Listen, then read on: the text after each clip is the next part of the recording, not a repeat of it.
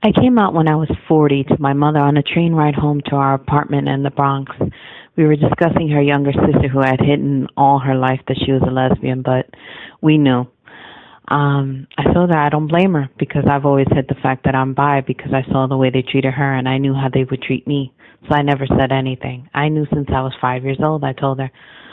She was like, really? Why didn't you tell me? And I said, because I knew even though you understood, other people wouldn't, and I didn't want you to be hurt that way. This is La Fupacabra, LA_FUPACABRA on Twitter.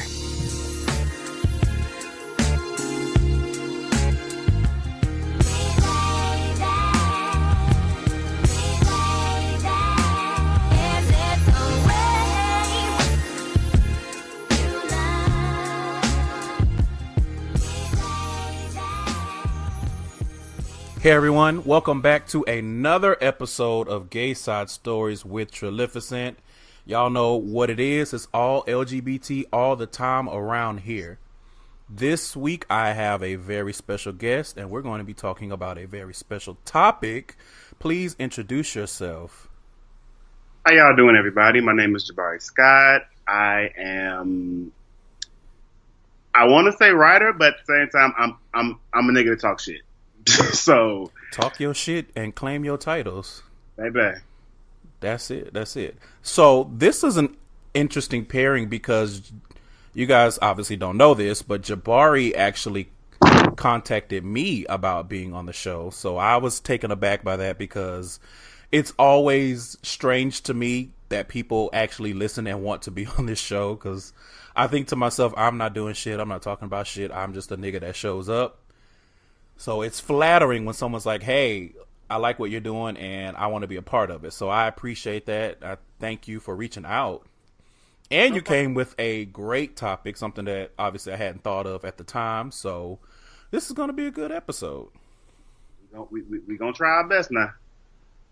That's all we can do. So, speaking of trying, let's get into the first segment, the School and Life segment. So I have actually listened to some new music. I got into this, I don't want to say rut, but I got into this space where I was only listening to podcasts all day at work, and then I would come home and watch TV, so I wasn't taking in a lot of music. So I listened to the Friend Zone last week, and I heard Fran talk about the new Demi Lovato album, so I said, you know what, I'm going to give it a try. The Demi Lovato album is called Tell Me You Love Me, and I was pleasantly surprised that I enjoyed that album a lot. Really now? I really did. Her single, Sorry Not Sorry, knocks. And the only thing I remember after hearing that, because that's the first song on the album, was I don't remember her voice sounding like this. I've listened to one of her albums in the past, whichever album had that song Skyscraper on it. And I said, okay, I mean, album or two ago, I think. Yeah. And when I looked it up on Apple, it said that this is like her 6th album. And I'm like, bitch, where? But okay, sure. So I listened to the album. I loved it. I actually listened to it yesterday while I was out and about trying to be an adult. Love it. I also listened to Tamar Braxton's Bluebird of Happiness, and the album did not move me. And there's something about, and this is not shade.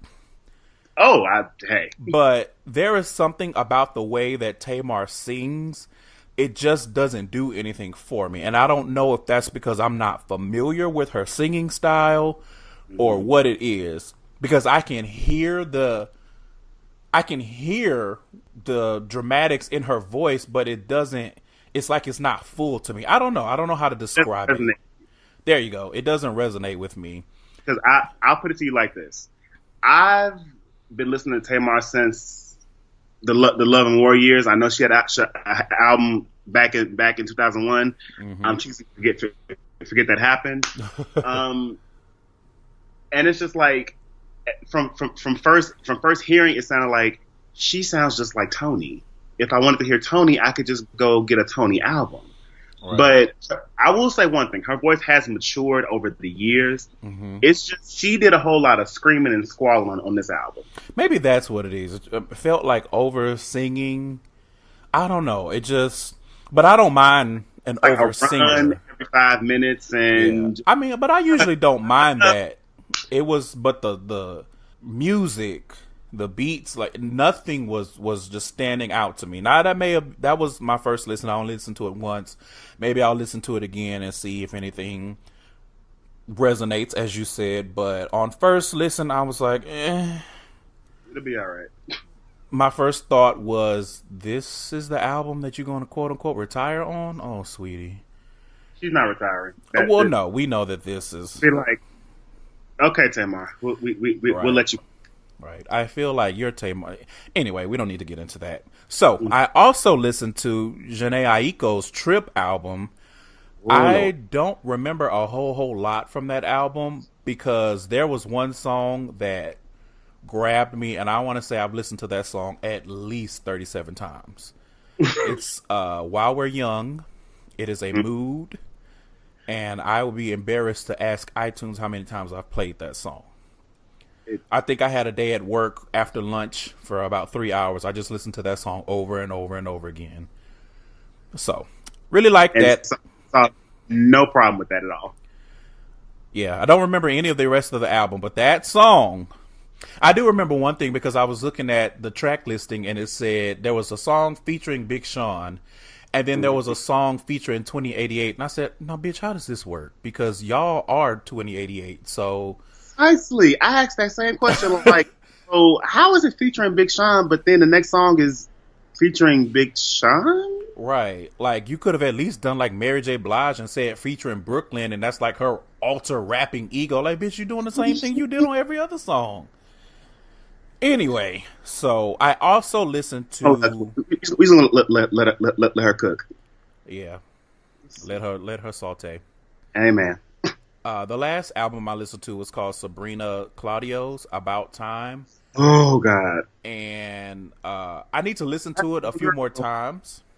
That little girl. I liked what I heard the first time through. It was just some albums, like if there aren't clear-cut songs that reach me when I first listen, like to me it's like a slow burn album. And I like slow burn albums. It's just that I have to concentrate while I'm listening. And if I'm listening at work, I'm not going to be able to appreciate it fully. Which is fair. I also, last one, I had a day, and if you follow me on Twitter, people out there listening to my voice, you know I had a day where I was talking about Glee. I do remember, because in the headlines, the actor who played Puck, Mark Salling, got sentenced for being in possession of like a shitload of child pornography. And for whatever reason, that made me throw back to Glee. So I went through Apple Music and I started listening to the old Glee stuff from like the first 3 seasons because I stopped watching at a point. I've struggled through those 3 seasons because they weren't doing Mercedes. They weren't giving her roses, and I didn't have time. But anyway, a couple of songs that stood out to me were the River Deep Mountain High cover with Mercedes and Santana. I will say that Naya Rivera, she may be musty, but she can sing.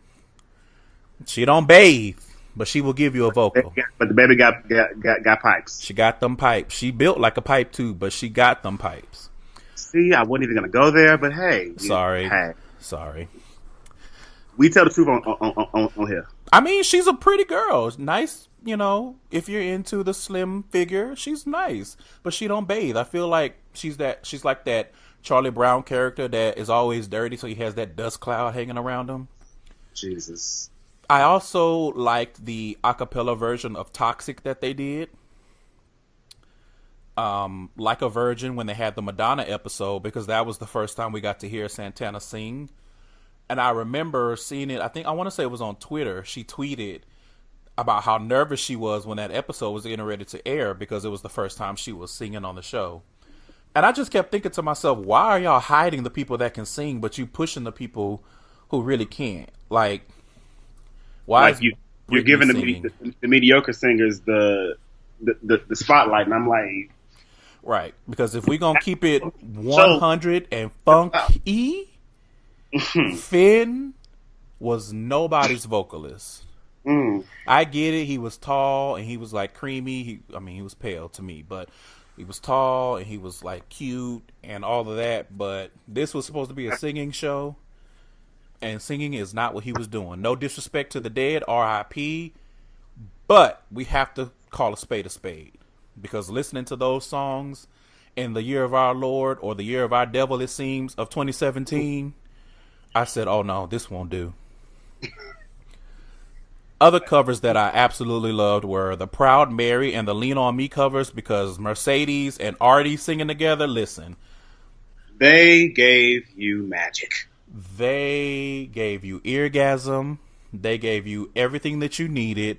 And you would look at that show and think, why aren't they the stars? Why did y'all put Artie in a wheelchair? Why you got Mercedes over here bowing down to Rachel's mediocrity?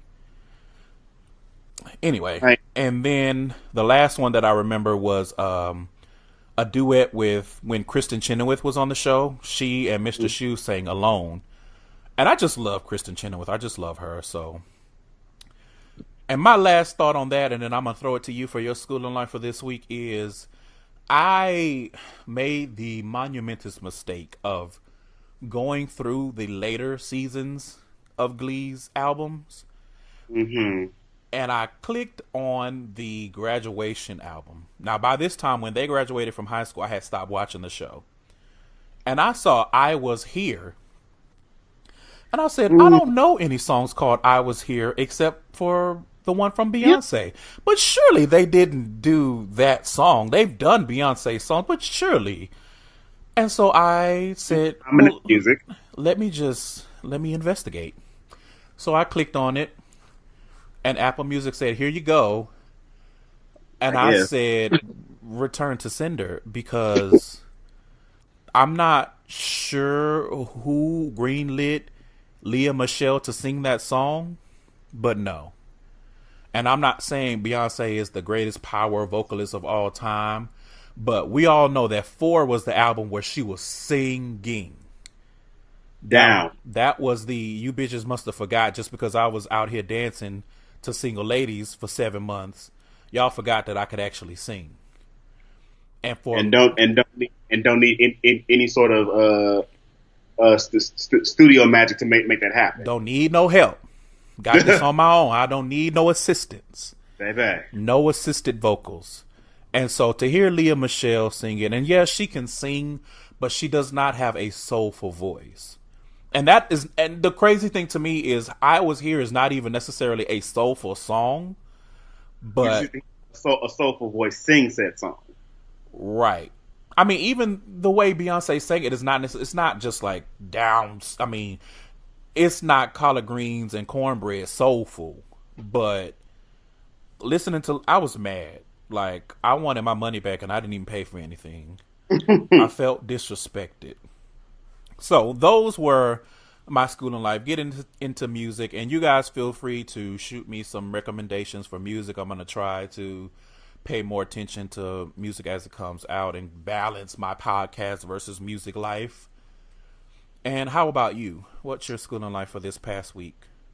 Okay, so it's funny you actually mentioned music, because one of the things I always say is that it's my center. Mm-hmm. So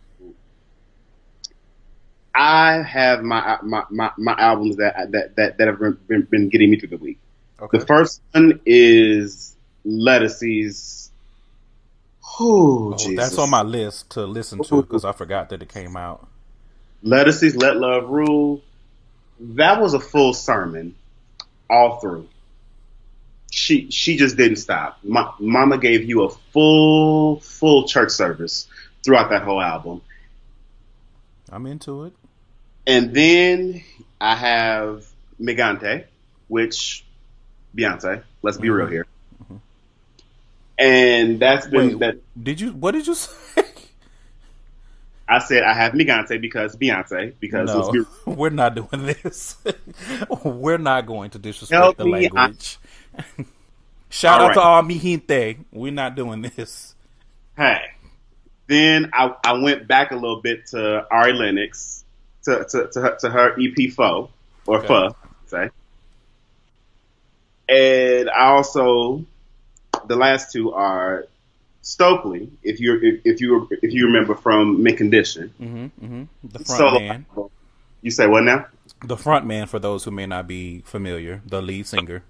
Amen. But Stokely, his solo album, which he showed, yeah, I was the actual voice in that group. Let's be real here. Vocals. Mm-hmm. And his lead single Level, it's just a real good sweet little bop. That if you just feeling good and you feeling in love, that's the kind of song you want to listen to. Okay. And then the last one is a compilation from early this year from Selection. It's called Promise Once More, and it's basically an album full of SoundCloud artists. Okay. Come on, support. It just gets you right together, and it's one of those albums that you could just grab your medicine, grab your drink, and just sit. Come through medicinal. Baby. It does so many wonders. All right. So that is the School and Life segment. We're going to move on now to the Come Quick segment. I don't have much here, except for the usual. I have a Twitter poll that I did. Because we are moving into fall, wherever you are, it may not feel like it, because you damn sure don't feel like it in Houston, because it is still in the 90s. However, we are moving into fall. It is October. It's pumpkin spice season, and it is cuffing season. So the question that I asked on Twitter was, do gay men and lesbian women participate in cuffing season? And the answers were yes, no, and hooking up is the same thing. So surprisingly, for me anyway, 52% of the people who took the poll said yes, that gay men and lesbian women do participate in cuffing season. 13% said no, and 35% said hooking up is the same thing. So I want to ask you first, what do you think about those answers? Do you feel like hooking up is the essential same thing as cuffing season? Because I don't. And neither do I. Okay. Because when you think of cuffing season, you think you have, and I'm speaking from the gay man perspective right here, but when you think of cuffing season, that means I have a nigga between October and February, possibly April. Correct. Like that at that time period, I have a nigga. After that portion of my life is over, I'm back out here on the host roll. Right. I will say that when he says, and I'm not going to put words in your mouth, but for me, taking that definition and getting some nuance on it is having a quote unquote nigga does not necessarily mean a relationship. Right. It could just be a consistent fill in the blank. Boo, dick, ass, mouth, friend, cuddle buddy, whatever the case may be. A companion, if you will. You got somebody with you for the months. Correct. A companion for the months. So when people say hooking up is the same thing, I'm thinking I'm curious on that, because I wonder if it's gay men saying that or if it's lesbian women. I don't feel like lesbians are as much into hookup culture. I could be wrong. Please let me know if I am wrong. But I can see gay men saying, well, if I hook up with somebody, that's the same thing. And it could be maybe they mean hooking up continuously. Like they have a certain day and time where it's like, it's your turn. Maybe a certain day and time, or just those months, like from October to January or whatever the case may be. I'm hooking up with this one person on a consistent basis. And then you kind of have some that tend to have a stable at that time too. They're in essence filling their rosters. Not a stable. Oh. Well, hey,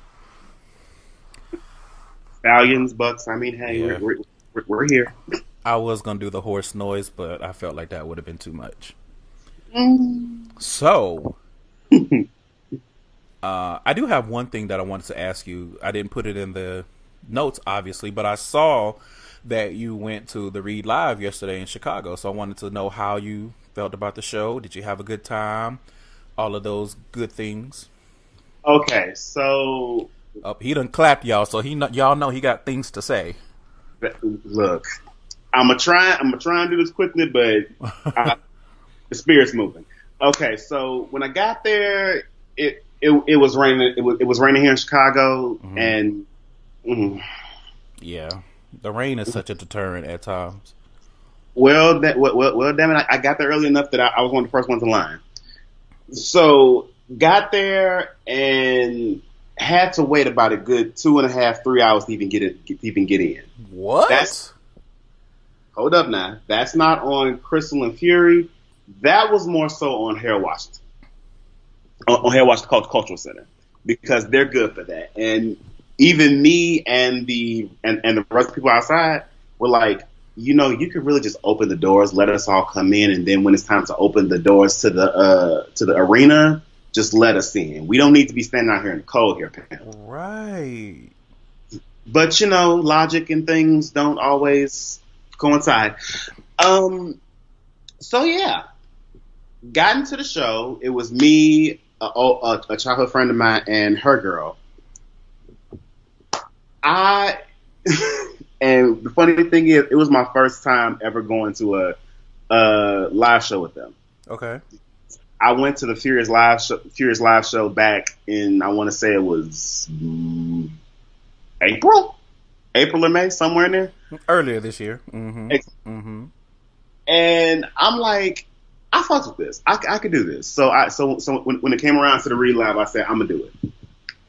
And it's literally, if you've listened to the live shows that they put in place of the weekly show, it's literally that.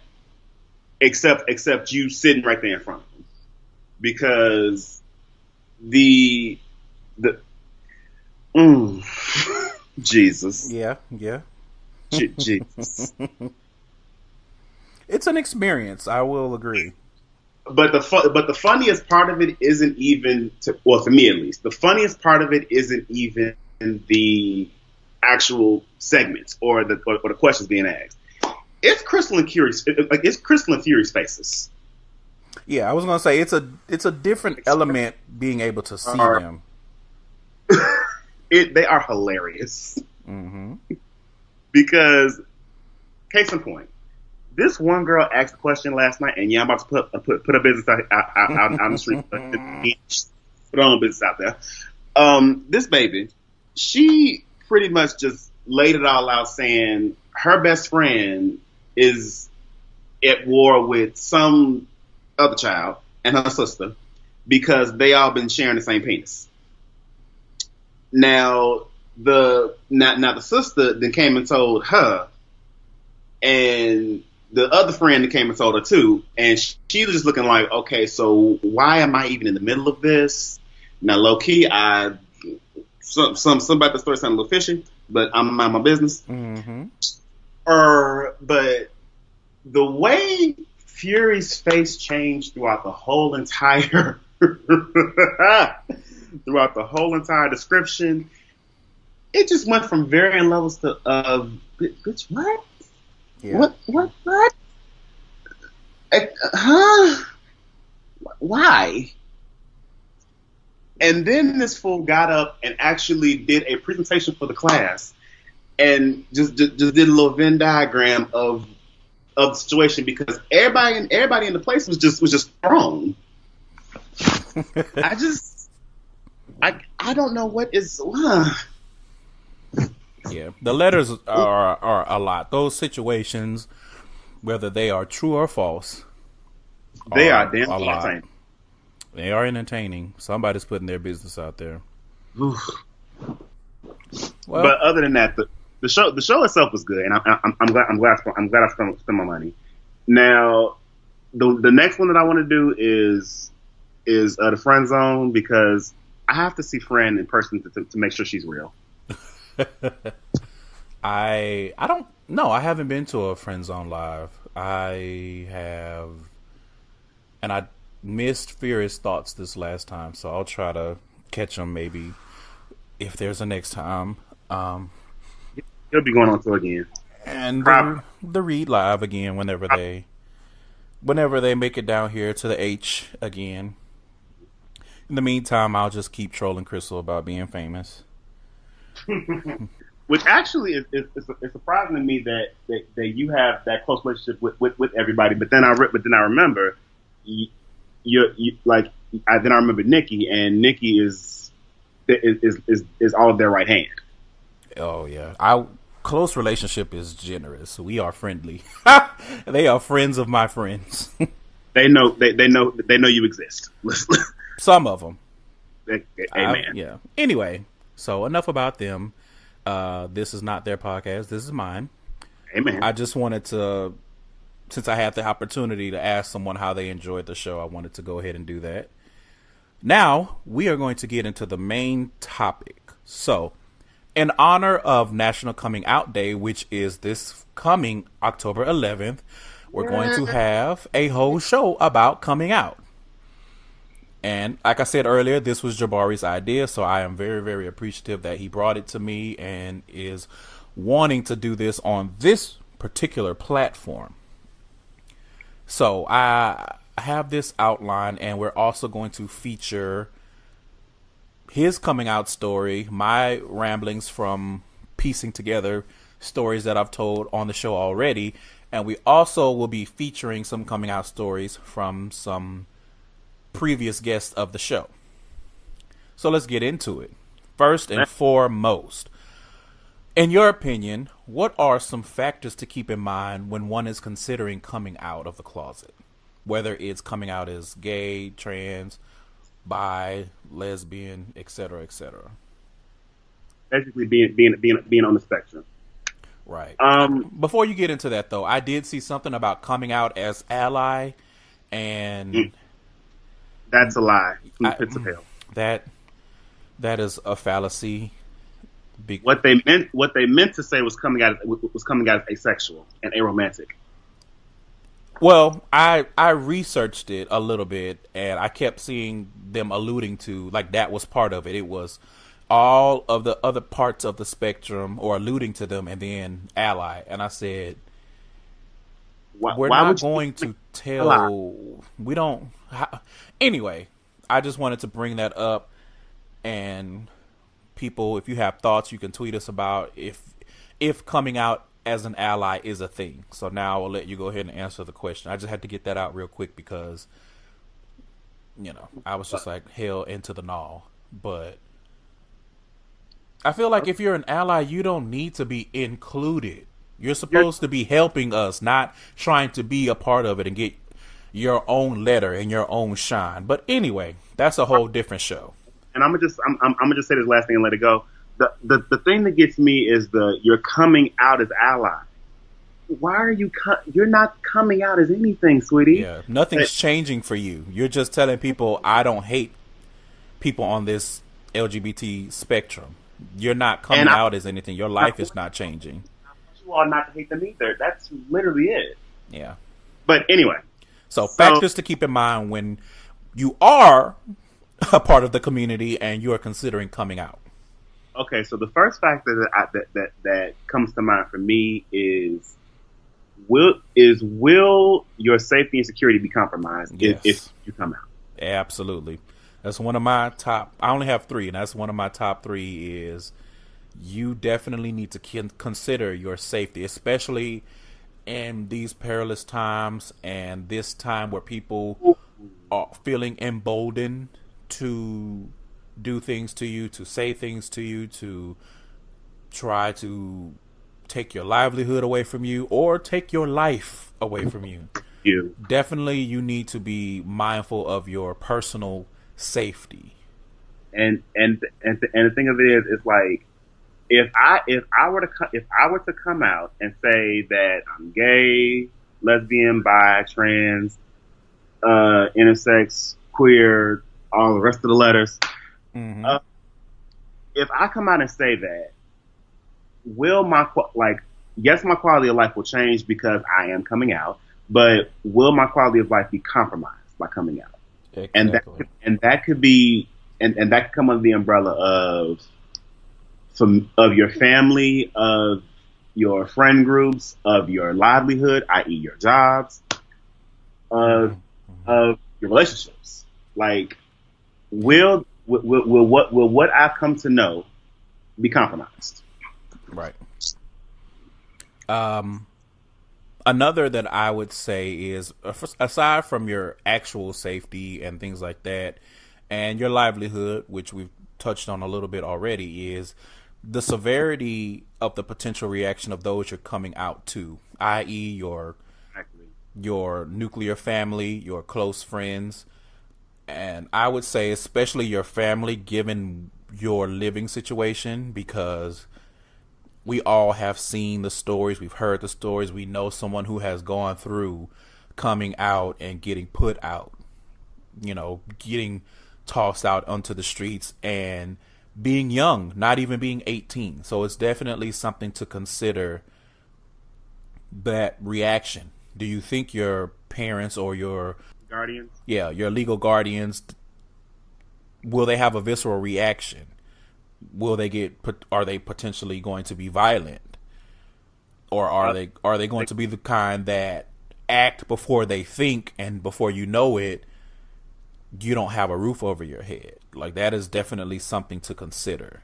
And the other thing is, will they disown you if you come out and say this?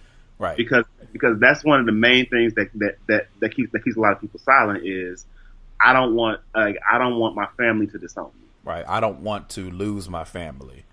Because then you have to think about it, when you're coming out to your mom or your dad, that's going to trickle on to the rest of your family. Potentially. Because I've seen situations works in your family. Right. But I mean, I've seen situations where people have come out to their parents and it doesn't go anywhere because their parents are embarrassed. They don't want anybody else to know. Right. And another thing to consider is the adage that they already know. A lot of times people say your mom knows. And I found that a lot of times that is true, but knowing and being confronted with it and having to, or being forced into a situation where you either have to accept it or at least have to respond to it, those are two different things. We can know something in the back of our mind, but until it's thrust to the front, we don't know how we'll react to it.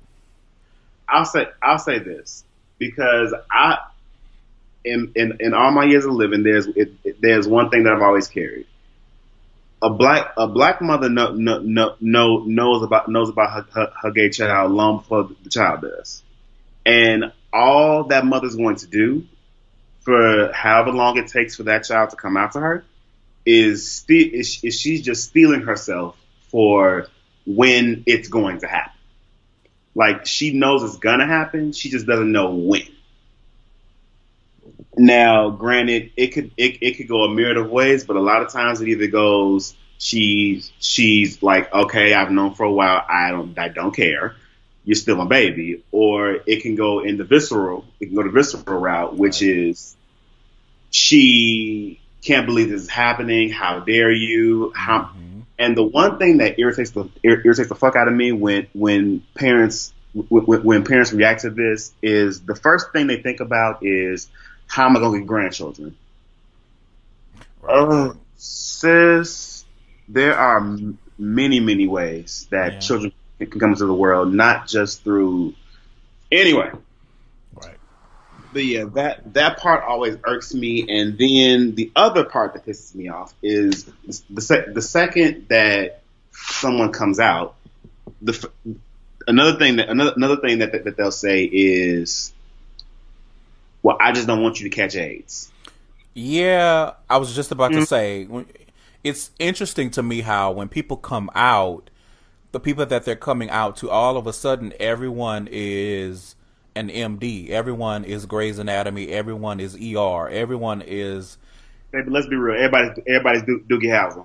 Right. Everybody all of a sudden automatically knows all of the medical issues that come with catching AIDS or HIV, however they put it, first of all, there's a whole lot more to coming out or to being in the spectrum, or being in the community than potentially catching HIV. But people's knowledge is so limited, and they a lot of times choose to be ignorant, and they're only going to spout out what they think they know. So that's something that you as a person coming out have to steel yourself of, I'm going to get the same speeches, the same cliche talks that I've seen and heard about. I'm going to start hearing about the Bible and how it's a sin. Now, never mind that we're having a fish fry later. Or, as I'm telling you this. We're eating shrimp. Or that the person telling me these things has an arm full of tattoos. Right. And wearing a cotton poly blend. Right. But that's not important. We could get into all that. We don't need to do that. But my point is, when it comes to this is one of those situations where people that you have to be ready for people to be self-proclaimed experts in all things on this matter when you're coming out to them. So it's just something to keep in mind. And then the other part is one more thing that you'll get asked, because I know I got asked it a lot when I came out, was, did anybody touch you, or was anybody around you that made you this way? Yeah. And it's just, now that I feel like that underlying connection that people have between pedophilia and homosexuality, I feel like it's not quite as pronounced as it used to be, but it is still there. So you have to be prepared for that.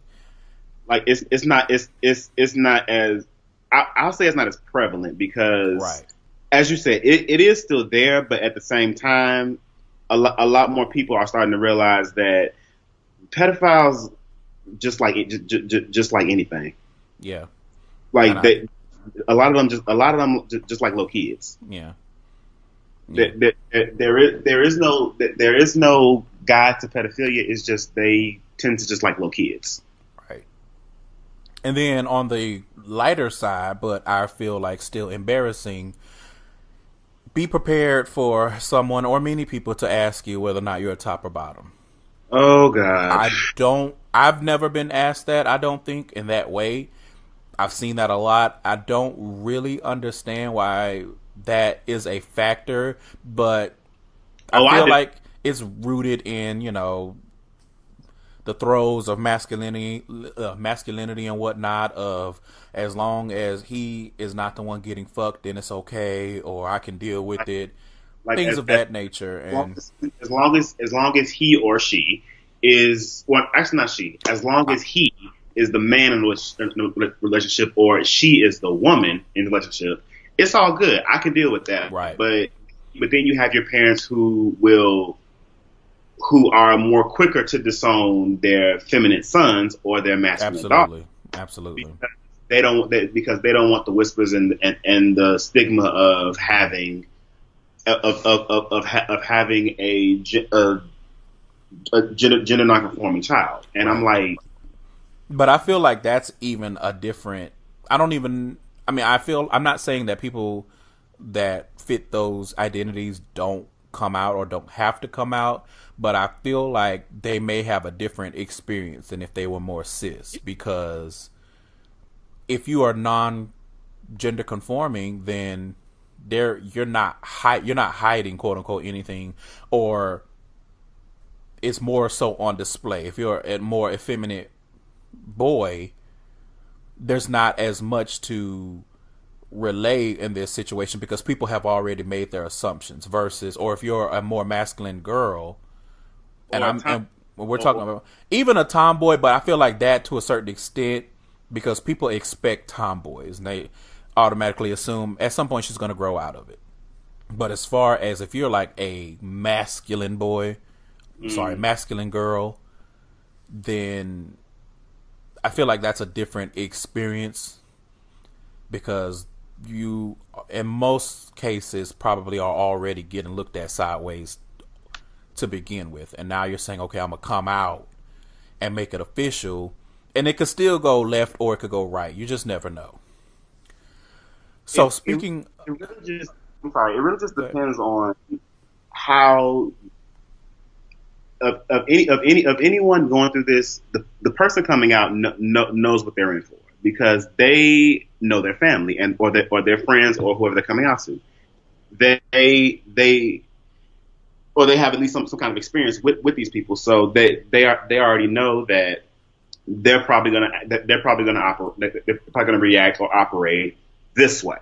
But I will say another thing though: don't be surprised if the reaction that you're expecting isn't the one that you get. Right. I was just about to say, because people are predictable, but people are unpredictable at the same time. You just never know what you're going to get. What did Forrest Gump tell y'all? Life is like a box of chocolates. You just never know what you're going to get. In some instances, you're going to get that nasty one with that raggedy ass red feeling that tastes like shit. So just be prepared. So speaking on knowing the people that you're coming out to, how do you feel about the differences in coming out to family members versus friends versus what I collectively have dubbed others, meaning coworkers or just people that are not in your close circle? Right. I'll use myself as an example. All right. For me, coming out to my friends was easier than coming out to my family. Yes, indeed. Because, and this is gonna sound corny and play, but whatever. Your friend, you can choose your friends, not your family. Because with my best friend of almost 15 years, she knew automatically, and when I told her officially, she was like, I'm glad you finally caught on. And with a lot of my family, it was kind of more of a shock per se, but not so much that it was just like, oh my god, it just came like out of left field. But it was more like they were surprised that I actually did it. Okay.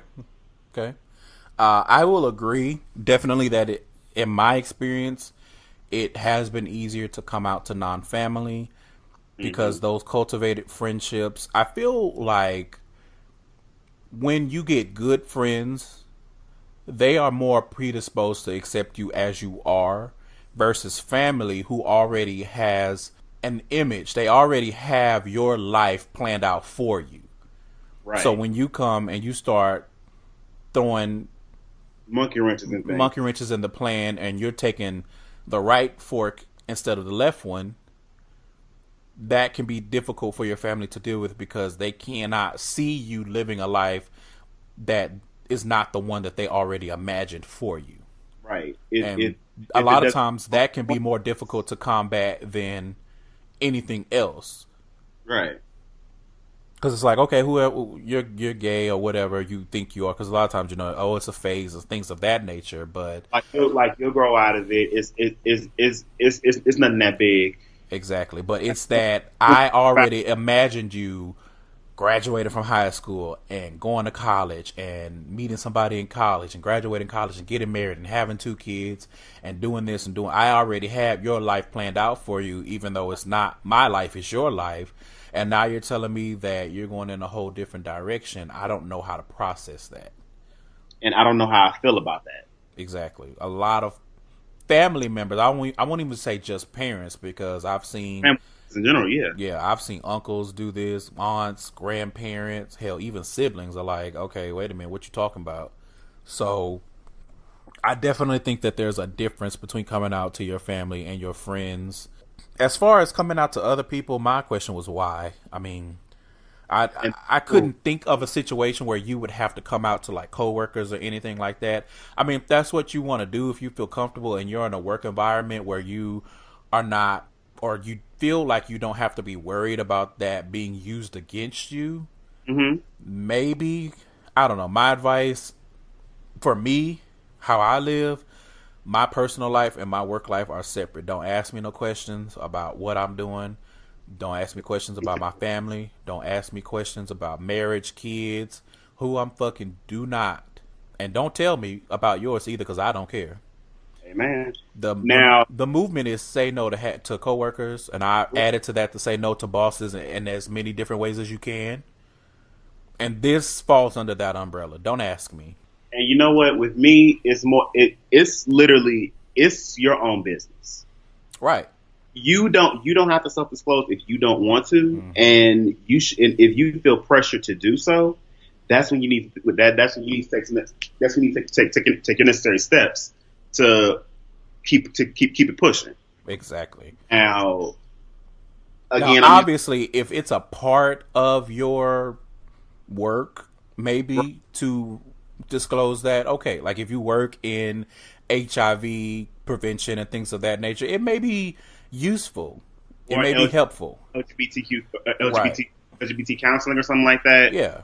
You need to disclose that. But I'm using myself for an example. When I first when I first got my quote unquote big boy job at like 23, I didn't know any of these things because I was never really taught any of these things. So I pretty much told most of my coworkers that, hey, I'm gay. And the one thing that I felt like I messed up with was letting my manager know, because my manager, she was a old Christian woman who used to get down with the get down in the 70s and she's 80s. Exactly. So she pretty much looked down her nose at me and made it and basically tried to make my working environment hell. So again, because I'm like 23, I don't really know anything. So I'm just like, okay, it's obvious you're doing this because I'm gay, but I can't really put myself out here on any legal field because that's gonna draw enough attention to me, and that's gonna be some bullshit that's gonna fuck me. That's gonna fuck me in the long run. I'm just starting my career. You're about to retire. But that's why I say it's your business. It's your own personal business to disclose. You don't have to tell anyone if you don't want to. Nope.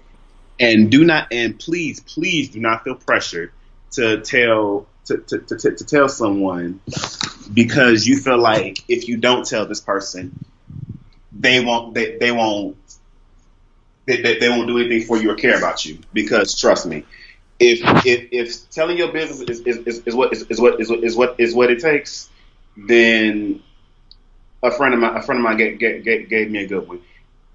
If all it takes is this to get you out of my life, girl, go take it and leave. Yeah. And the older that I've gotten, to round off on that point, is I've been learning that sometimes people have to go in order to make room for the people that you are supposed to have in your life. They're supposed to be there. And sometimes, I know that this is controversial to some of y'all, sometimes that includes family. Ooh, say that again. Because a lot of times our families are a lot more toxic to us than we care to admit. And we have been conditioned to think that we have to deal with family. We have to put up with family no matter what. And if that's how you choose to navigate, more power to you. But life is short and life is difficult. And I've just gotten to a point where I'm not going to allow people to be in my life that are making it more difficult for me, family included. Now, if we can get it together and get back to being, family matters as days goes by, okay. But if not, then those voids will be filled. And for me, speaking personally, because you guys know my testimony, they have been. So, last point before we get into the actual coming out stories, I wanted to talk a little bit about the process of outing, either being outed or outing others. So I will start off by saying, in my personal opinion, there are very few valid reasons I can see for outing someone. And a lot of that goes back to the points that we mentioned earlier. You don't know what kind of situation that person is in just because you're mad at them or you're having some kind of issue. You outing someone could potentially put their safety in jeopardy and their life at risk. You just do not know. And I guarantee the reason why you outed them, it's petty. Be over in 5 minutes. Right. Or even if it takes you a while to get over it, it's not something that's lifelong. Whereas you outing them and the potential damage that you've done in that process, that's a lifelong. Like that's a scar you're putting on someone. And even if they've hurt you, because I can see some formulations of, well, what if he was DL and he did this and he did that and he did, okay, fine, whatever the case may be. But that's still his business. That's still his business. And you're not going to heal the scar that he put on you by scarring him. That's not how this works. All you're gonna do is just make a deeper dig into you. Right. You may feel better for a little while, but in the long run, it's not going to provide you the healing that you think you're going to get. Exactly. There are very few instances where being petty is actually helpful and healing. It feels good as fuck. I'm not going to lie. Being petty feels good, especially when someone has done you wrong, a dog walked your ass. Being petty and doing something like that, it feels good. But in this case, shy away from it. Just don't do it. And the thing of it is, it doesn't matter what you feel they've done to you. Telling someone, like telling that personal of business to someone else or to everyone, that tells me a lot about you as a person. Right. And that shows me that I don't need to put anything else into you. I wasted my time, which that's a whole nother segment for another day. And see, you are that petty and vindictive that you would literally try and destroy my life because you feel like I destroyed mine instead of actually coming to me and talking to me like an adult. Mm-hmm. I would say in that it's more than just embarrassment or being scared of being your real self. Like, you never know what someone is going through and why they have chosen not to come out. Maybe they have a job where they're not going to be able to eat if people know. Exactly. There's tons of, look at the entertainment industry. There are more people have been coming out as gay and bisexual and all of that, but we still see articles of people saying, I come out. Like, how many times have we seen people come out and then you never see them again? Or if you have, it's obscure. You have to go on a hunt to see what they've done since they've come out. Everyone is not Ellen. Everyone is not going to come out on primetime TV and somehow finagle that into a whole career. And especially, and I will add to this, and y'all can fight me if you disagree, especially if you are melanated. Ooh. Because that's right where I was going. I can see it on your face. Like y'all keep forgetting that being black in this country is stressful enough. Mm-hmm. Adding that added layer of being a homosexual, mm-hmm. or being a transsexual or bisexual or everything else. Yeah. Adding that extra layer on top of that. Mm-hmm. That means that you get the hate and the vitriol from white people, mm-hmm. and then you get the same hate and vitriol from people who look like you. Yep. Because they've been taught to hate what you are. Yeah. Even if they don't know why. Yeah. So I understand why some people choose not to disclose that, but the whole DL argument with that. Everybody's journey is different. Case in point, something that came to mind that I was reminded of when I was thinking about this is the last Olympics that we had. Do you remember that article that came out with that reporter who went down to the Olympic Village and was on Grindr chatting with athletes, and then went back and wrote this whole article? And pretty much gave all the details of these athletes other than their name. And some of them lived in countries where being homosexual is a crime, like a punishable offense. So I think some even by death. And this is what I was alluding to earlier when I said outing someone could put their safety at risk. Because if someone, and you may be thinking, oh, well, it's, they're in the Olympics, they didn't use their name. But if I'm from a country that does not get a lot of shine in the world, and I have athletes that have gone to the Olympics, I'm going to be looking at everything. Each and every part. And you never know whose eyes are going to see this, and they may see a few details, and they may think, who do we have on our Olympic team that may fit this description? And then inadvertently, you may have outed someone in a country where it is dangerous for them. And see, the thing about it is, people are going to connect the dots. Always. And if they don't connect the actual dots, I promise you, they will get their Sharpie and they will bubble in some dots. I'm on that. Now, let's be real. Now out that part, I understand. If it is dangerous for you to self-disclose, do not do it. Yeah. But this is not only is it potentially dangerous, but this is their livelihood. I'm an athlete. That is my job. Exactly.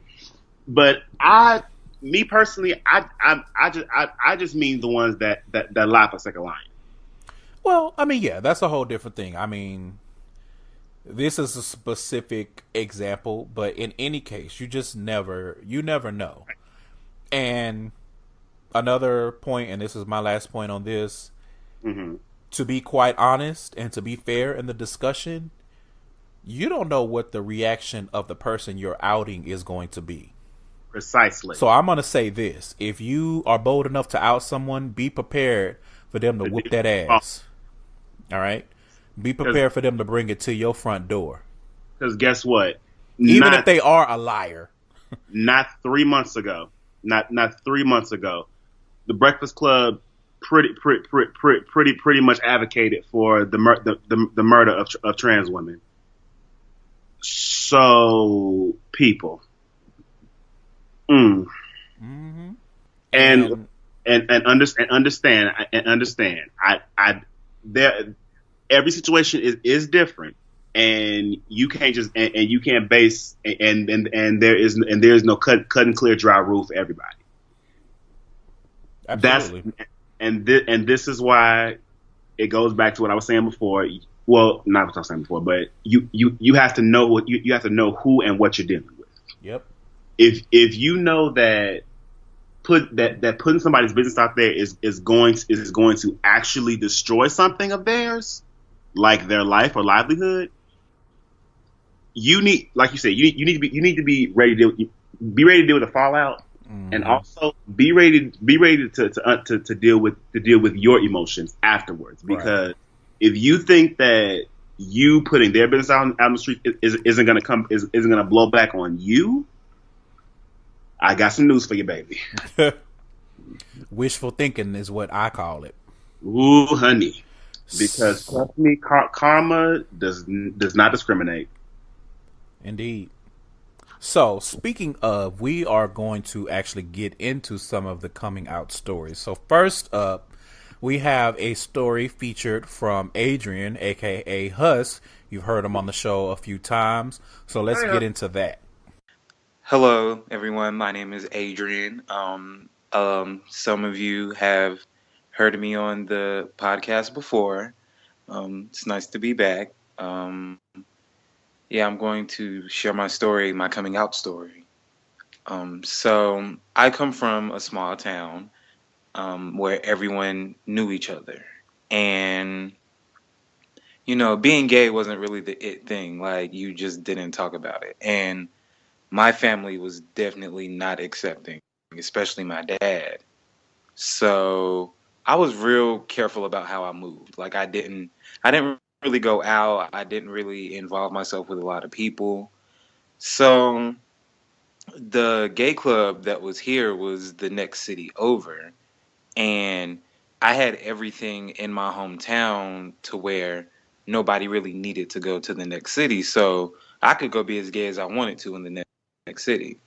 So one night, I just so happened to let someone talk me into going to the gay club. And I was like, yeah, I'll go. So I have a cousin who lives in the same city. And everybody knows he's gay. Like it's not a secret. Like he wears weave, women's clothes.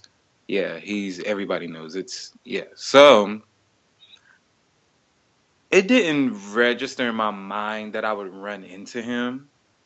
But yeah, so I'm just in the club, like having a good old time, and he sees me, and he just like has this Grinch smirk on his face, and I'm like, oh shit.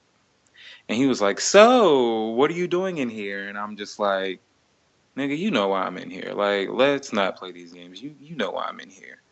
So he was like, oh, well, you look nice, you know. I would have never thought I was going to see you. And I'm just like, yes, you did. Like, I'm like, look, let's just call it what it is. Like, you know I'm in here. And in my mind, I was like, don't tell him. No, I'm sorry, my bad. My mind was like, maybe it should be understood that he shouldn't say shit, but just in case he says some shit, like, just tell him don't say shit. And I was like, yo, don't tell my people that you saw me in here. And he was like, oh, I'm not. And then as soon as he said that, in my mind, I had to mentally prepare myself that my people were going to find out that I was gay. So a smooth, I'm going to say about 12 hours later, my oldest brother calls me, and he just so happened to call, and I was telling him what happened, and he was like, oh, that must have been why Dad had called me this morning and was asking if he knew that I was like in gay clubs or whatever. And so it was like a whole mess, and I was like, okay. So my dad called, and I didn't answer the phone. And I was like, oh shit, like I don't even feel like dealing with this. So he called again. So then I answered the phone, and he was just like, you know, what's going on? I'm like, nothing much. And he was like, what were you doing in the gay club? And I was like, God damn, Mario ain't wasting no time. Like, you couldn't waste not nan time. So I'm just like, you know, I was just in there, you know, having a good time. And he was like, you know, why would you be having a good time in there? And I'm just like, Dad, like, come on now. And he was like, what are you trying to say? Are you trying to say that you're gay? And I'm like, look, you've been calling me gay since I was 6. Like, yes. And so he was like dead silent for about 30 seconds. And he was like, well, you know where that puts us? And I was like, yeah, I do. And I hung up the phone, and me and my father didn't speak for about 2 years. Yeah, that's what happened. That's about it. And it took him a long time to get over it. He's actually still not over. We're actually still in the process of working through it. It's an ongoing thing. But yeah, that's my coming out story. All right, you guys, and we are back. So now we're going to move on to the next coming out story, and I want Jabari to go ahead and tell his story. Okay, so I'll make mine a bit quick. I came out at the age of 18, 19. Come on, young whippersnapper. Okay. Shortly after. No, I'm lying. Actually, I broke up with my ex-girlfriend, Beard, when I was 18, 19, and I went through a long depression, like to the point where I contemplated suicide. Mm-hmm. Had the plans already made out and was ready and raring to go. The thing that stopped me, however, was I got because the plan was to drop to the bottom of the lake, but when I got there, I just couldn't do it, and I cried fat baby tears. And from that moment forward, I said, I'm not living this. I'm not living this lie anymore. So I went on the path of telling my friends, telling my god sister who I am extremely close to, then to like my older sister who I'm extremely close to, and then it got to my mama. I remember this like it was yesterday. I was 21, and I just gotten home. I just gotten back from church. Surprise, surprise. And the sermon was about confronting your demons. Ooh. Exactly. So went to go tell my mother, and it's funny. We talked about outing, because by the time I got home to her, she told me, "Come and sit down and talk to you." And I'm sitting there wondering, like, okay, what the hell? And turns out that my godmother, her little sister, had already kind of alluded to the fact that I was going to come in and tell her. I was going to come in and tell her this. Mm-hmm.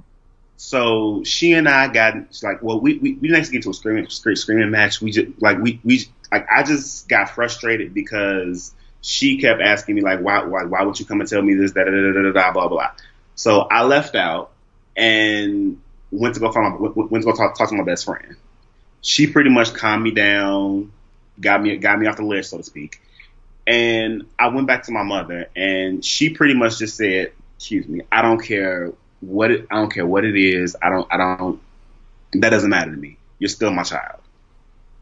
And that part fucked with me, because that's why I said earlier, don't be surprised if the reaction you're looking for isn't what you get. Yeah.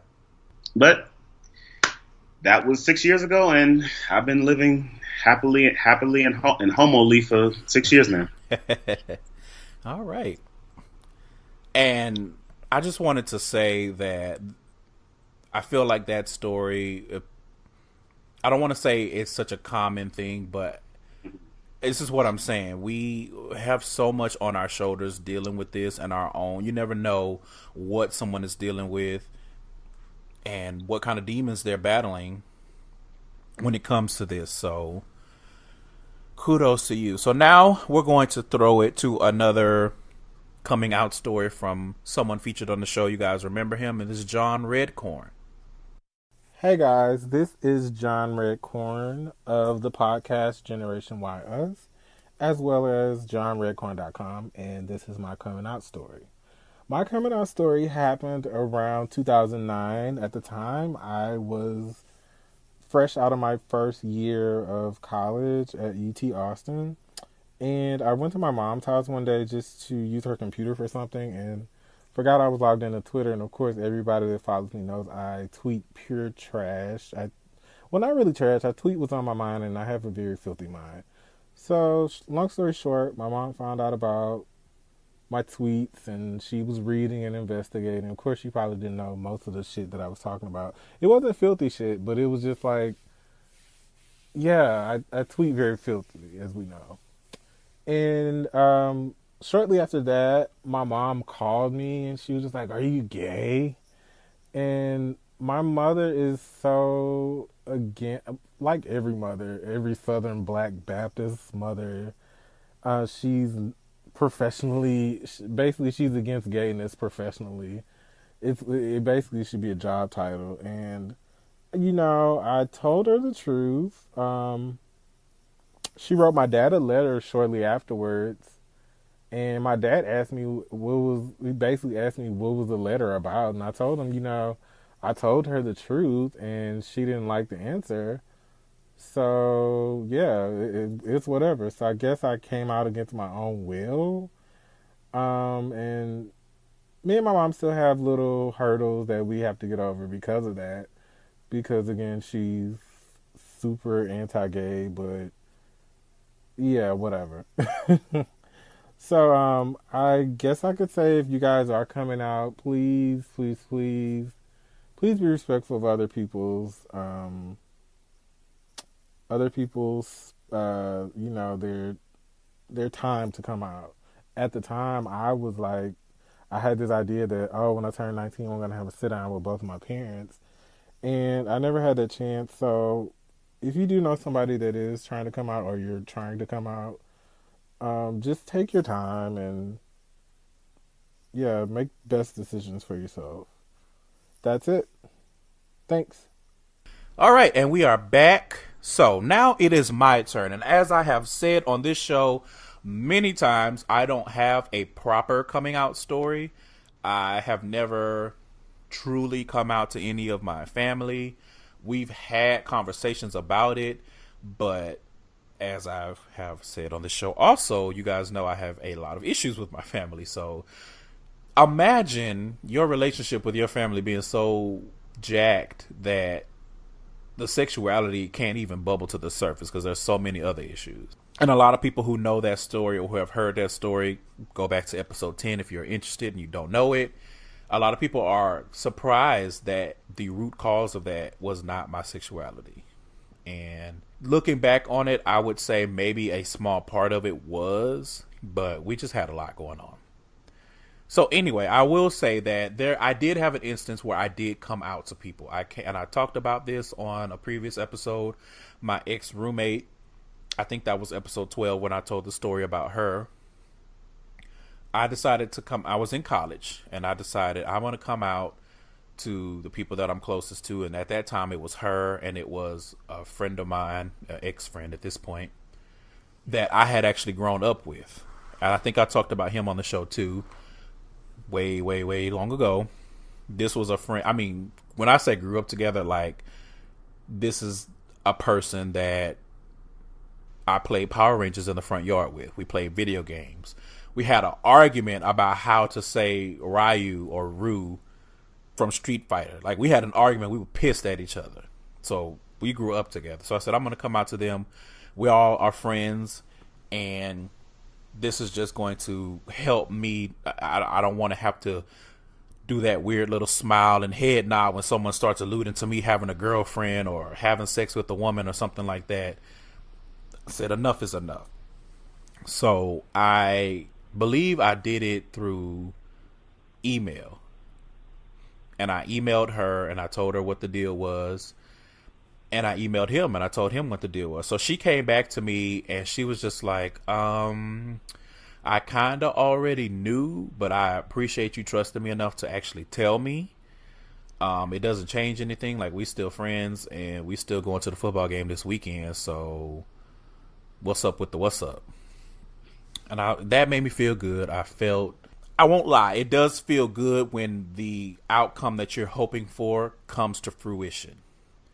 On the flip side, the guy that I grew up with that we lost contact and we came back in contact in college, he never responded. So I reached out to him and I'm like, hey, did you get my email? And I don't even know I don't want to say he went full hotep, but maybe he did. I don't know. He basically told me though that yeah, he got it, and it's disgusting, and he don't ever want to hear about it. We don't ever need to talk about it again, etc., etc. And I was just like, wow. Like, it would be different if we had just met in college, but I'm like, my dude, I've known you since I was like 7. Literally in the front yard, swinging off trees, playing, doing all kinds of stuff. And I thought it was very curious that when it came to women, like, you could sit there and you could give me the full rundown of how you met some girl and did this and did that and busted in her face and now she mad, but you like, oh, I fucked, so whatever, I won. Which, that's a whole different conversation about you heterosexual men and this whole winning thing when it comes to your sexual conquests. Or your sexual liaisons, because that's to me problematic language. But when I say, and it's not like I'm thinking to myself, well, my nigga, it's not like I'm gonna come to you and be like, well, let me tell you about this dick that I sucked last night and how I had my jaw acting up. Like, I couldn't even answer questions in class today, nigga. Let me tell you, I'm already not that kind of person. I mean, there are certain people that you share those type of details with, but I was in a space then where, just like as a black man, sometimes I do take on that burden of trying to make white people feel comfortable around me. I was taking on that burden of trying to make straight people, especially straight black men, feel comfortable around me. So I'm like, yeah, I'm telling you my truth, but I'm like, we're not gonna be bosom buddies. I'm not gonna be telling you how this nigga was ramming me last night and I had to, put his ass in a chokehold because homie don't play that. It wasn't that type of situation, but he let me know in no uncertain terms, I don't ever want to hear this shit again. And I took that as end of friendship, because it wasn't even a conversation. It wasn't even that's cool for you, but if you don't mind, that's not really my jam, and I don't know how I feel about that. So can we just, if he had come to me in a respectful manner that way, I might have, the situation might have been different. I don't know, but that is my small contribution to coming out stories. And the last one that we have is actually from Devon. He called in to tell us his coming out story. You may remember him. He's been on the show a couple of times. It's Deviant Onyx. So let's get into that. So my coming out story is kind of a mess. Let's start with, it was back in the day, like a long time ago, like when the iPhones first came out. And I was one of the first people I know to have one, so I thought I was doing big things and all this other stuff. Didn't know how to use the thing, but I was doing big things with it. Anyway, so one day I'm going out with my friends. We're hanging out, having a good time. And I run into one of my exes who, did me so dirty. He was trying to reconcile, trying to get back with me or whatever. And it kind of pissed me off. So I blew him off, and I ditched my friends. I was, on my way home. He texted me on my phone, and so did my friends, and so did my mother at the same time. So I'm trying to text all these people I'm trying to text all these different people, these different things, trying to keep in contact, trying to keep track of what I'm saying. So when I walked in the door, I opened up the door, and my mom was just sitting there, with one single light in the living room, just sitting there looking at me. I'm like, it caught me off guard because she only does that when I'm in trouble. So I'm like, what's going on? My mother just says, sit down, let's have a conversation. So I'm like, okay, what the hell do I do now? She's like, do you have a good day today? I was like, yeah, it was a good day. She's like, is there anything you want to tell me? I was like, no, I'm pretty good. She's like, oh, well, I would like you to look at your text messages and see what you text me. So I opened up my phone and look at my text thread to my mother. And there, right then and there, I realized that I had texted her what I was supposed to be texting to my boyfriend, my ex-boyfriend. What I was supposed to be texting him, I texted to, what I was supposed to be texting my mother, I texted to him. So in this text, I'm cussing him out, telling him he ain't a shit nigga, worst decision ever, he is a terrible dude, all this other stuff like that, basically saying he ain't shit. So my mother was like, so you're gay and you're cussing out somebody. I know you wasn't supposed to send that to me, but I got it anyway. So my face is cracking on the ground, and I'm like, yeah. She's just looking at me like she wants to laugh, but she's trying to keep a stern face, and it's tearing me apart because I'm mortified that I actually sent this to her. But long story short, I sat there and I told her exactly when I knew I was gay, how I met this dude, what happened between us. And it was pretty cool. She understood. And it was pretty funny. And then, I think the next week, I actually came out to my cousins. It was funny because I was tweeting something on Twitter.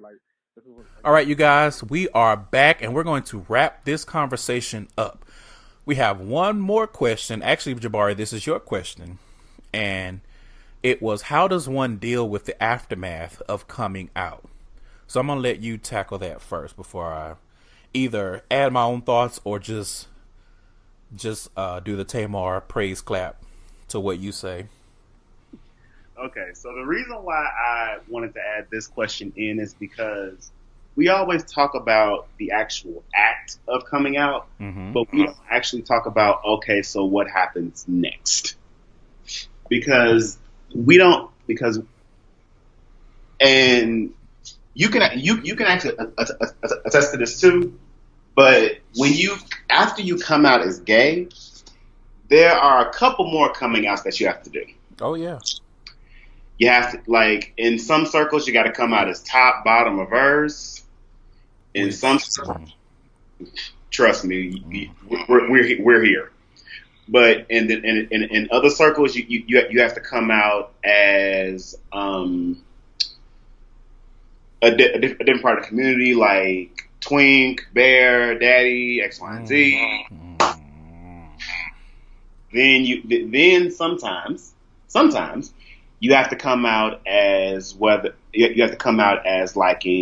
BDSM, which that's one that I had to do.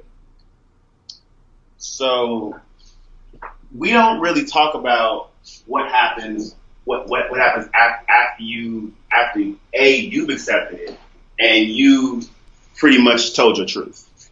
Mm-hmm. So the one advice that I can give the young people, or shit, in some cases, I was gonna say, it doesn't necessarily have to be young people. It's like in some cases even the elders. Mm-hmm. It's just once you let it go, let it go. Yeah. After you've said your piece, there's nothing else you need to do. Just live your life to the best of your ability. Mm-hmm. Whoever doesn't accept it, push them right on to the side and say, "That's nice, sis. Have a nice life." And keep the ones that understand and accept you for who you are in your life. Agreed. Like you never, like I hate it when people keep themselves buried because they feel like if I just don't talk about it ever again, then they'll like me, or they'll or they won't hate me, or whatever the fuck. Yeah. I understand it. I just don't like it. Yeah. It's an unfortunate reality. It's an evil that's there, but I am hoping that as the years go by and things get a little more tolerable, that's not a thing. But here in the year of whatever the hell we got, 2017. Mm-hmm. I just ask that once you come out, just leave it where it is. Yep. So I would say, how do you deal with the aftermath of coming one day at a time?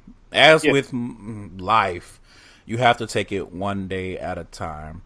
I'll piggyback a little bit and agree with your point on do your best to surround yourself with those that give you love and support. And even if that means distancing yourself a little from family who may take a little longer to come around or may not come around at all, do what you have to do for your own benefit.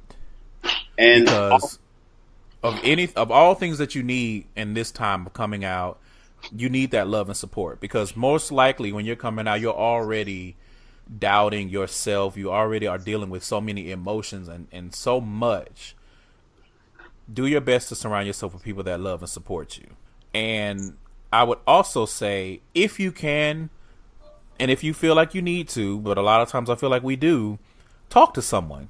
Talk to a therapist, talk to a counselor. If you have a best friend that you can confide in, talk to them. Get a diary, something where you can get your thoughts and emotions out.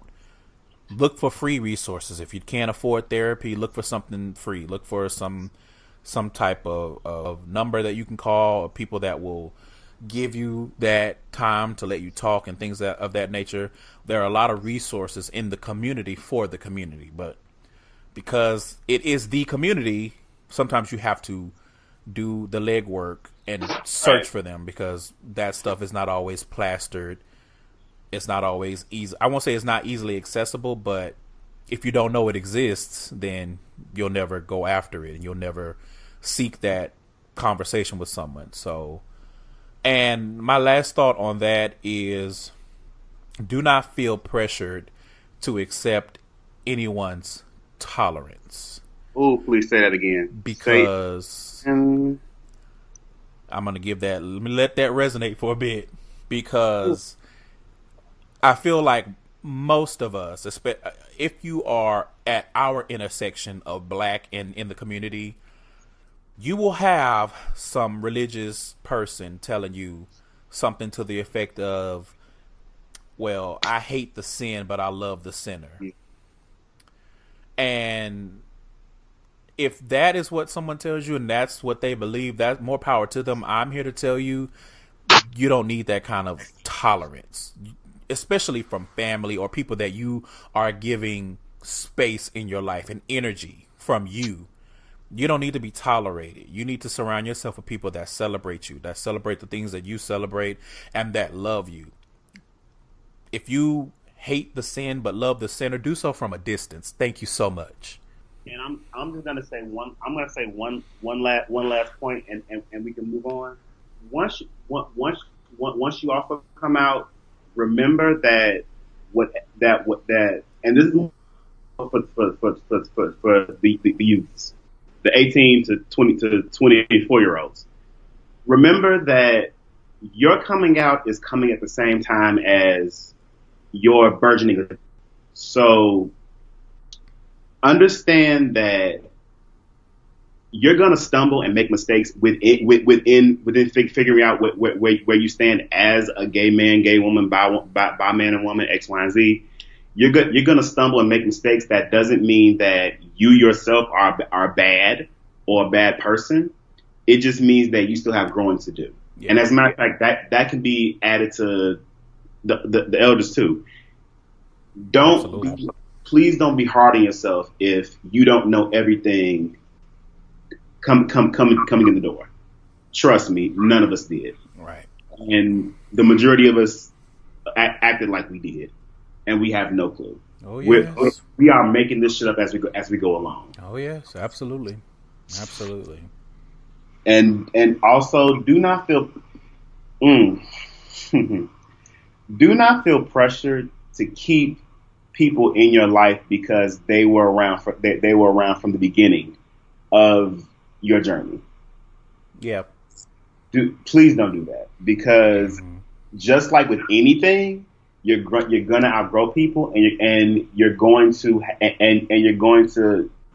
shift and go in different places. Yeah, and that's okay. It's part of getting older. It's part of maturing. I can think of a lot of instances where people have had certain types of friendships in their 20s or in their early 20s to mid 20s. And then you get to a point where it's okay, being in the club every weekend is not a priority for me.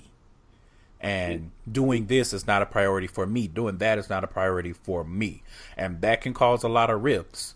But it's just maturing, and it has to do with sexuality, but at the same time it doesn't. It's people mature at different rates. And like you said, you don't have to feel obligated to hang on to these friends that you went out to the club and had a good time and were throwing up in the parking lot when you were 24. Now you're 30, your priorities are different, and maybe theirs have not changed, or they've changed but they don't align with yours. Sometimes we just have to have those conversations with them and with ourselves, and we have to do what's best. You always have to do what's best for you, because at the end of the day, you are your first and only priority. Exactly. Even if you have people that depend on you, you're no good to them if you are not good to yourself.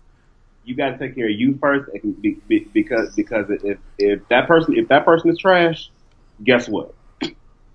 The rest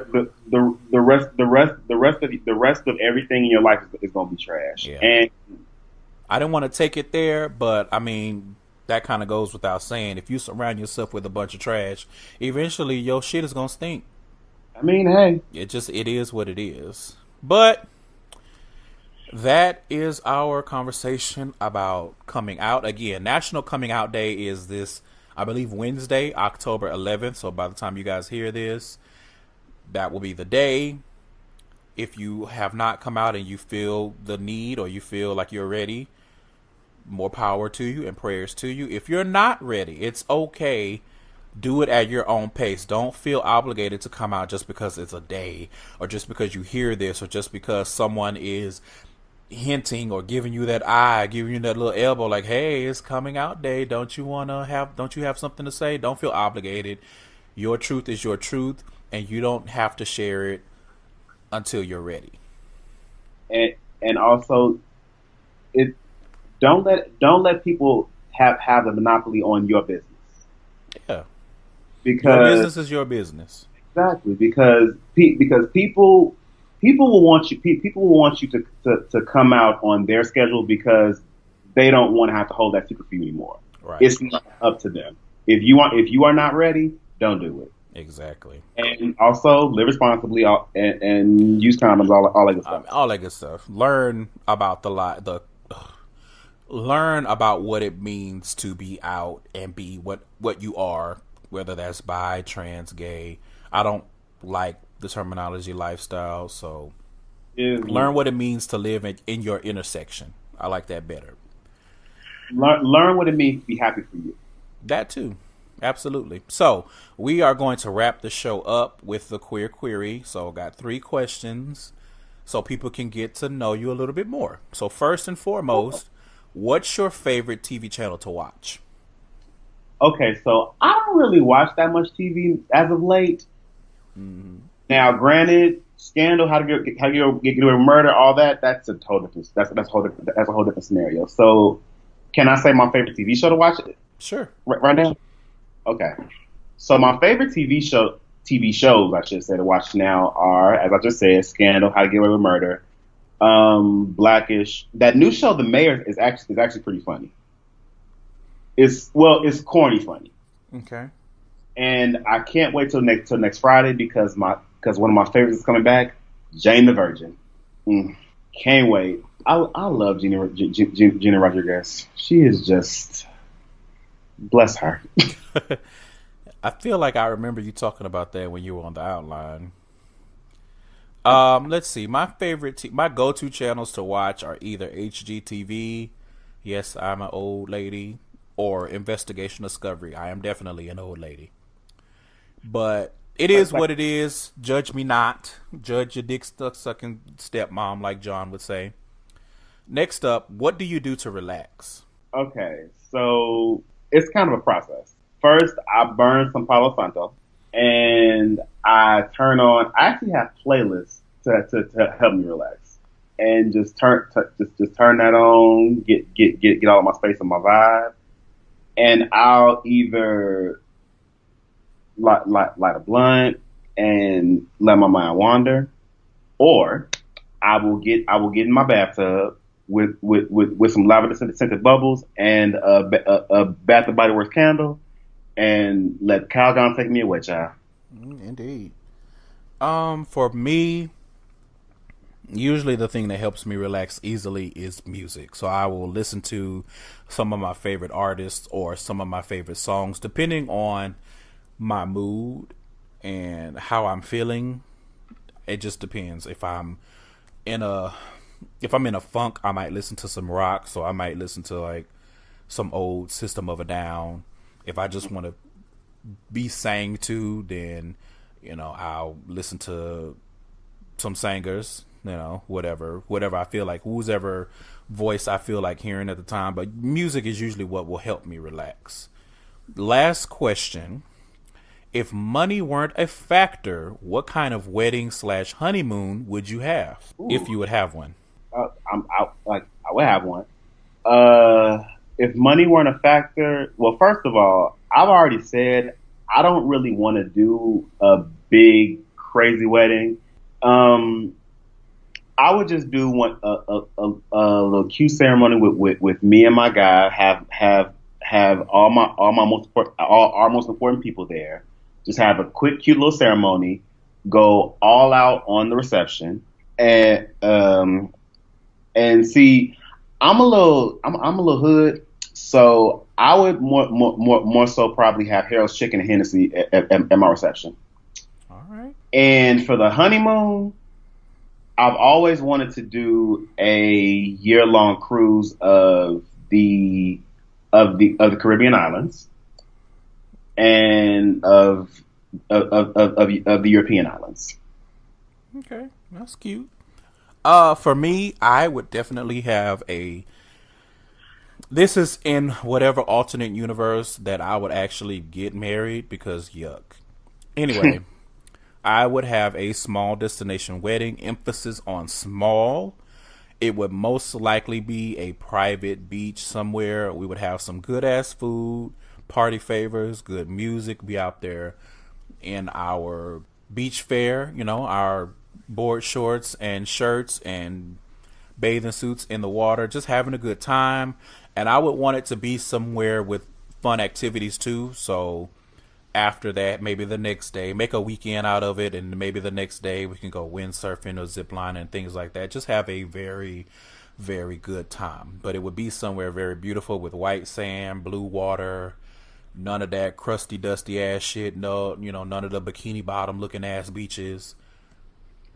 And celebrate, whatever people celebrate at weddings. Celebrate your nuptials. Celebrate the tax break. Come on. So, with that being said, that is going to wrap up the coming out episode of Gayside Stories. Jabari, thank you so much for bringing this to me and being on the show. Please tell people where they can find you. Okay, so you can find me on Facebook at Jabari Scott. You can find me on Instagram at Artistic Chaos. I will get Trillificent all of this, so I don't have to spell it out. You can find me on Twitter at VocalSoul90, and you can also follow my website, which is artisticallychaotic.com. Again, I will give all that to Trillificent and have him put that in the description. Definitely will. All right, you guys, remember you can go to GaysideStories.com. That is the hub for more information about this show and the guests. You can email me anything you want to email me at GaysideStories@gmail.com. Follow and interact with me on social media. My personal social media is Trillificent on Snapchat, Instagram, and Twitter. And the show is Gayside Stories on Twitter, Instagram, and Facebook.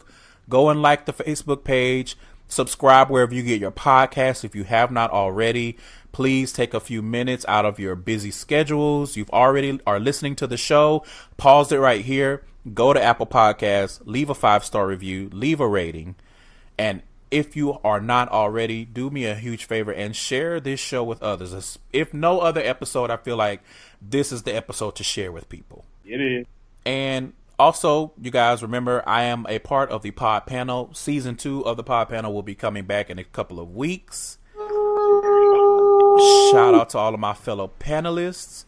Thank you guys so much for listening. As you hear on many podcasts, you could put your headphones in and listen to anything else. You could be listening to anybody else, but you are listening to me, and I appreciate it.